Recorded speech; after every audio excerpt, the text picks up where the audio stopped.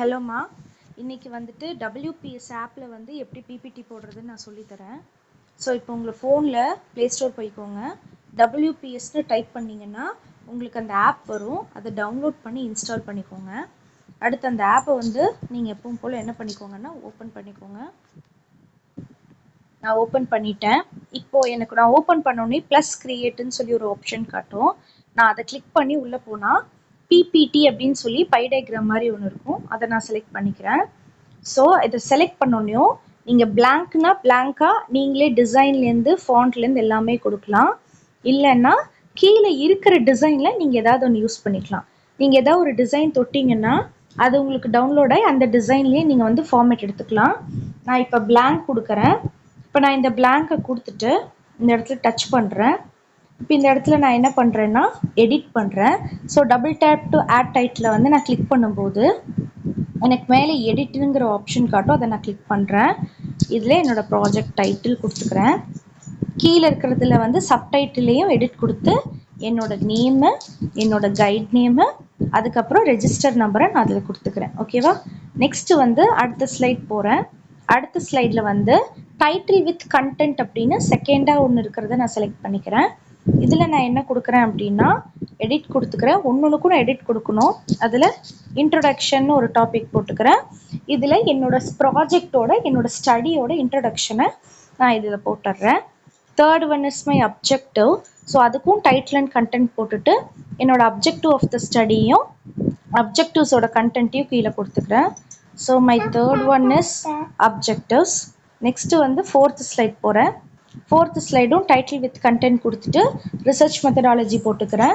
நான் என்ன விதமான ரிசர்ச் மெத்தடாலஜி யூஸ் பண்ணுறேன், டிஸ்கிரிப்டிவா, அதுக்கப்புறம் எந்த மாதிரி டூல் யூஸ் பண்ணுறேன், பர்சன்டேஜ், கை ஸ்கொயர், ஜி டெஸ்ட்டு, அனோவா என்ன யூஸ் பண்ணுறேனோ அது, அப்புறம் என்னோடய சாம்பிள் சைஸ் என்ன அதுவும் இதில் போட்டுக்கிறேன். நெக்ஸ்ட்டு ஃபிஃப்த்து ஸ்லைட் ப்ளஸ் பண்ணிட்டே போனேன்னா எனக்கு அது வரும். எனக்கு இப்போ இமேஜஸ் வேணுன்னா கூட நான் அதை வந்து பிக்சர் அண்ட் டைட்டிலில் போட்டால் கூட எனக்கு வந்துடும்.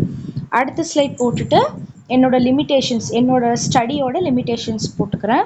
நெக்ஸ்ட்டு சிக்ஸ்த்து ஸ்லைட் போங்க.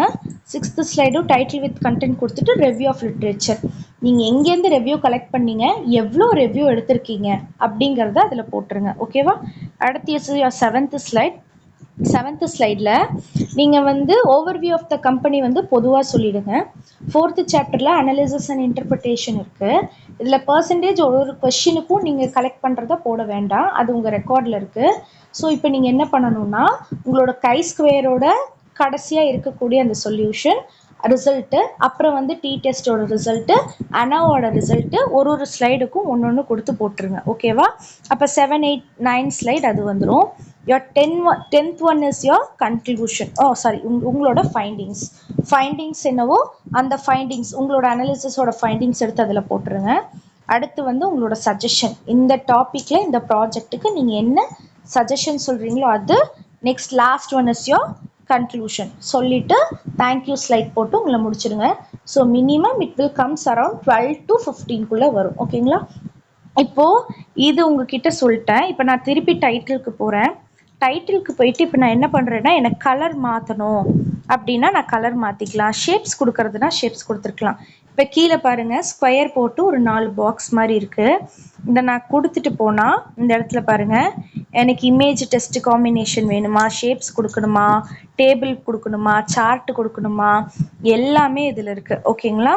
இதில் எனக்கு எது வேணுமோ நான் அதை செலக்ட் பண்ணிக்கலாம். அதே மாதிரி டிசைன் என்ன வேணும்னாலும் அந்த டிசைனை நான் செலக்ட் பண்ணிவிட்டு அப்ளை டு ஆல் ஸ்லைடுன்னு கொடுத்தா எனக்கு வந்துடும். இப்போ பாருங்கள் நான் இதை ப்ளூ கலர் கொடுத்துட்டேன், இல்லைன்னா இந்த மாதிரி ஒரு கிரே கலர் கொடுத்துருக்கேன். இதை நான் அப்ளை டு ஆல் ஸ்லைடுன்னு கொடுத்தா நான் எவ்வளோ ஸ்லைடு போட்டிருக்கேனோ அந்த ஸ்லைடு எல்லாத்துக்கும் எனக்கு வந்து கலர் வந்துடும். ஸோ வந்து அப்ளை டு ஆல் ஸ்லைடுன்னு கொடுத்துட்டு அது வந்து கொடுத்துட்றேன். இப்போ நான் இப்போ கொடுத்துட்டு அப்ளை டு ஆல் ஸ்லைடுன்னு கொடுத்துட்டேன்னா எனக்கு எல்லாமே வந்துடும். இந்த மாதிரி இது பண்ணிவிட்டு டன் கொடுத்துட்டு பக்கத்தில் ஒரு பாக்ஸ் இருக்கும், அதை சேவ் பண்ணணும். அதை சேவ் பண்ணிட்டீங்கன்னா உங்களுக்கு சேவ் ஆகிடும். இப்போ இந்த இடத்துல பிபிடி அப்படின்னு சொல்லிட்டு போட்டு சேவ் கொடுத்துருங்க. இப்போது கீழே ஷேருன்னு ஒரு ஆப்ஷன் இருக்கும். இதில் ஸ்க்ரோல் பண்ணிங்கன்னா ஷேர் ஆஸ் ஃபைலுன்னு சொல்லிட்டு வரும். இதை நீங்கள் வாட்ஸ்அப்புக்கும் ஷேர் பண்ணிக்கலாம், மெயிலுக்கும் ஷேர் பண்ணிக்கலாம். லிங்காக வராது, ஷேர் ஆஸ் ஃபைல் கொடுத்தீங்கன்னா தான் உங்களுக்கு ஃபைல் ஷேர் ஆகும். இவ்வளோதான்.